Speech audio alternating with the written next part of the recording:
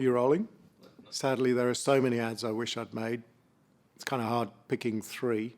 Number one, given where I'm working and given its influence on our industry, would have to be one of the original Volkswagen Beetle ads by DDB in the early days.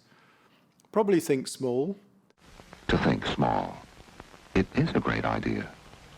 Well, it was part of a campaign that defined modern advertising. And if you saw it compared to the work that was going on in the market at that time, you wouldn't believe what a revolution it was.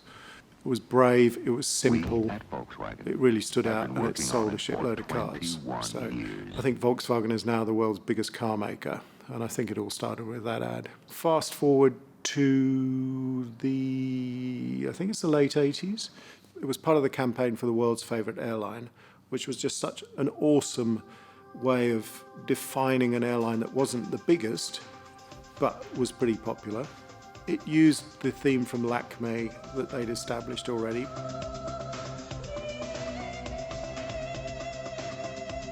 It was a brilliant idea, and the craft was absolutely phenomenal. It was one of the best filmic experiences of the year in many ways. And I was fortunate enough to work with some of the people who worked on this, my past life at M&C Saatchi. The British Airways Face ad, where you got all those people sort of going across the world. And the music endures, they're still using Lakme. They've moved on from the world's favourite airline. But that was British Airways at its greatest, I think.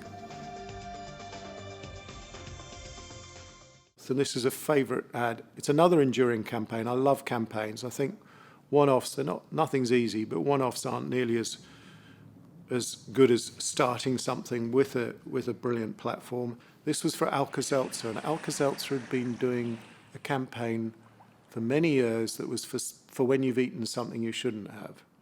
This one was two guys in a lifeboat, lost at sea. Their ship has sunk, they're marooned in this lifeboat. And the camera sees them on one day, and then we dip to black. The camera returns to them on another day, we dip to black. And you just get this sense of monotony, and they're just sitting there. And then the camera returns to them a fourth time, and there's only one of them.